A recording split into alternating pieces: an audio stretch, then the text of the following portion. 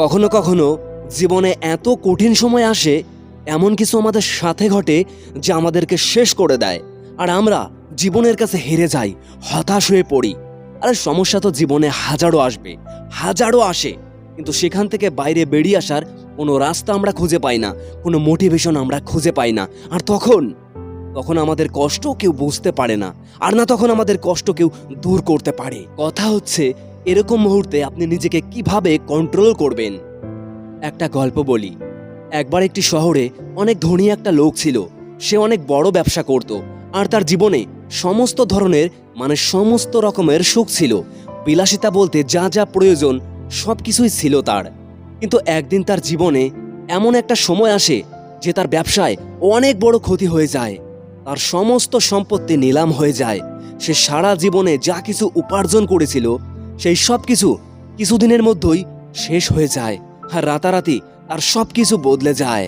এমন অবস্থায় সে এতটাই ভেঙে পড়ে যে সে মনে মনে ভাবে, এই জীবনের থেকে ভালো আমি নিজের জীবনটাকেই শেষ করে দেব, আত্মহত্যা করব। আর এটা ভেবেই সে শহর থেকে দূরে একটা পাহাড়ের চূড়ায় যায়।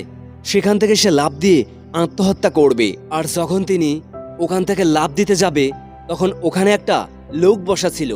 বসে থাকা লোকটি তাকে লাফ দেওয়া থেকে আটকায় এবং জিজ্ঞাসা করে, তুমি এখান থেকে কেন লাফ দিতে চাও? তখন লোকটি বলে, আমার জীবনে একটা সময় ছিল যখন আমি অনেক ধনী ছিলাম, কিন্তু জীবন আমার সাথে এমন খেলা খেলেছে যে আজ আমার সব কিছু হারিয়ে গেছে। আজ আমার কাছে কোনো কিছুই বেঁচে নেই। এমন জীবন নিয়ে আমি কি করব? এর থেকে ভালো আমি নিজেই নিজেকে শেষ করে দেব। তখন এটা শুনে ওই বসে থাকা লোকটি হা হা করে হেসে উঠল এবং বলল, তুমি তোমার সম্পত্তি হারিয়েছ, নিজেকে তো হারাওনি। সম্পত্তি রোজগার করার ক্ষমতা, বুদ্ধি তোমার কাছে কালকেও ছিল, আজও আছে, আগামীতেও থাকবে। শুধু সময় ও পরিস্থিতি বদলে গেছে। কাল তোমার ভালো সময় ছিল, আজ তোমার খারাপ সময় চলছে। বিশ্বাস করো, আগামীকাল তোমার আবার সেই ভালো সময়টা ফিরে আসবে। মনে রাখবে, আশা কিন্তু কঠিন সময়ের সব থেকে ভালো বন্ধু।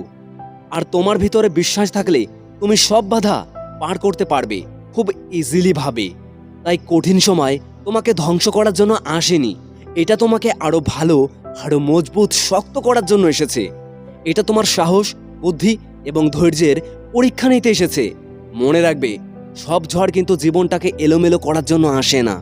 কিছু ঝড় জীবনে আসে আমাদের সামনে চলার পথটাকে পরিষ্কার করে দেওয়ার জন্য, ঝলমলে করে দেওয়ার জন্য। তাই তুমি তোমার বিশ্বাসটাকে নষ্ট করে দিও না। নিজের ঘরে ফিরে যাও এবং পুনরায় শুরু করো। যা কিছু তোমার কাছে ছিল সেটা আবার অর্জন করো। এই লোকটির ওই কথা শুনে ওই ব্যক্তিটির মাঝে নতুন করে আশার আলো জ্বলে উঠল। সে ভাবে, সত্যি তো, অর্থই তো শেষ হয়েছে, আমি তো শেষ হয়ে যাইনি। আমার পরিচয় কি কেবল আমার সম্পদই? সম্পদ আমার কারণে ছিল, আমি সম্পদের কারণে নয়। আর আমি চাইলে আবার আমার সম্পদ নতুন করে রোজগার করতে পারি। এরপর ওই লোকটি শহরে ফিরে আসে আর নতুন করে কাজ শুরু করে। আর কিছুদিনের মধ্যেই সে আবারও অনেক ধনী ব্যক্তি হয়ে যায়। তো বন্ধুরা, এই ছোট্ট গল্পটি আমাদেরকে শিক্ষা এটাই দেয় যে সময় যতই খারাপ হোক না কেন, সেটা একদিন ঠিক পার হয়ে যাবে। তাই যদি আপনার জীবনেও কঠিন সময় চলছে, তাহলে ভয় না পেয়ে তার সাথে লড়াই করে এগিয়ে চলুন। মনে রাখবেন, রাত যতই আসুক না কেন, রাত যতই অন্ধকার করে ঘড়িয়ে আসুক না কেন, সকালটা অবশ্যই আসবে এবং অনেক ঝলমলে হয়ে আসবে। তো বন্ধুরা, ভিডিওটি ভালো লাগলে অবশ্যই লাইক, কমেন্ট, সাবস্ক্রাইব করতে ভুলবেন না।